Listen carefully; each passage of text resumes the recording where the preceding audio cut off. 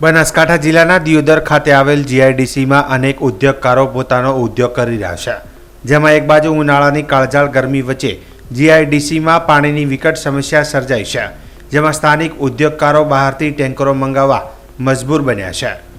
Deodar GIDC ખાતે આવેલ પાણીના બોરમાં પાણી પીવા લાયક ન હોવાથી બોર બંધ કરી દેવામાં આવેલ છે, જેમાં છેલ્લા 3 વર્ષથી પ્રાઇવેટ ઉદ્યોગકારોના બોરનો ઉપયોગ કરી આખી જીઆઈડીસીમાં પાણી પૂરું પાડવામાં આવતું હતું, પરંતુ પ્રાઇવેટ પાણીનો બોર ફેલ થતાં વર્તમાન સમયમાં પાણીની વિકટ સમસ્યા સર્જાઈ છે, જેમાં ઉદ્યોગકારો અને સ્થાનિક લોકોને પાણીની જરૂરિયાત હોવાથી બહારથી ટેન્કરો મંગાવવા મજબૂર બન્યા છે।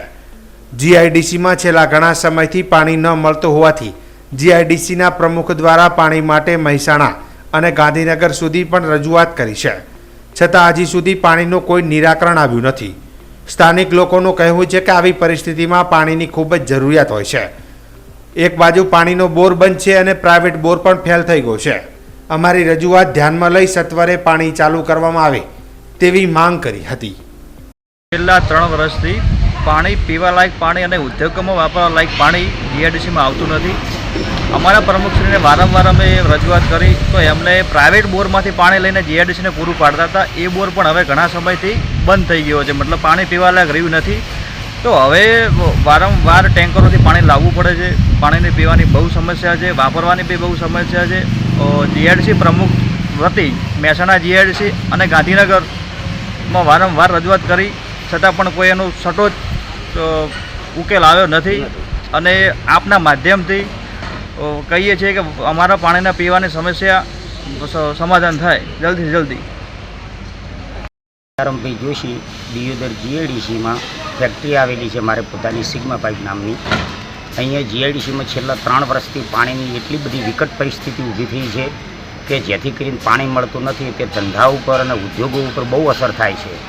જીઆઈડીસીની અંદર જે બોર હતો એ બોર ફેલ ગયેલો છે, એટલા માટે કરીને બહારેથી ટેન્કરોથી પાણી મંગાવવામાં આવે છે।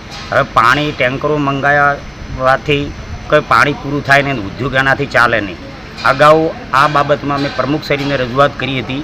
પ્રમુખશ્રીએ મહેસાણા જીઆઈડીસી, ગાંધીનગર પણ રજૂઆત કરી છે। વારંવાર રજૂઆત, લેખિત રજૂઆત, મૌખિક રજૂઆત કરવા છતાં પણ હજી આ સમસ્યાનો કોઈ ઉકેલ આવેલો નથી। એટલે હવે આ ઉદ્યોગો ઉપર એટલી બધી મોટી અસર થઈ શકે એવી છે, અને ઉનાળામાં પાણીનો બહુ વિકટ પરિસ્થિતિ હોવાથી પીવા માટે કરીને બહુ ઉદ્યોગ માટે પણ બહુ તકલીફ છે, જેના માટે કરી અને અમે રજૂઆત વારંવાર કરીએ છીએ, જેનો હજુ સુધી કોઈ ઉકેલ આવ્યો નથી।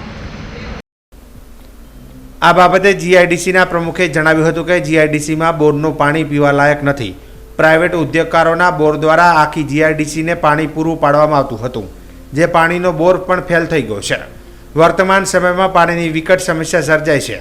આ બાબતે અનેક વખત રજૂઆત કરી છે, પરંતુ કોઈ નિવારણ આવ્યું નથી। શરૂઆતથી જીઆઈડીસીનો જે બોર છે એ બિલકુલ પાણી પીવા લાયક નથી।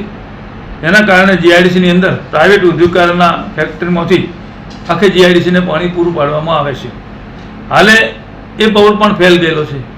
જીઆઈડીસીમાં હાલ બહુ પરિસ્થિતિ, પાણીની પરિસ્થિતિ ખૂબ નિર્માણ થઈ છે, એને ટેન્કરથી પાણી પૂરું પાડવામાં આવે છે। આ બાબતે એ સ્કીમની દરખાસ્ત પાણીનો બોર બનાવવા માટે જીઆઈડીસી તરફથી મૂકવામાં આવી છે।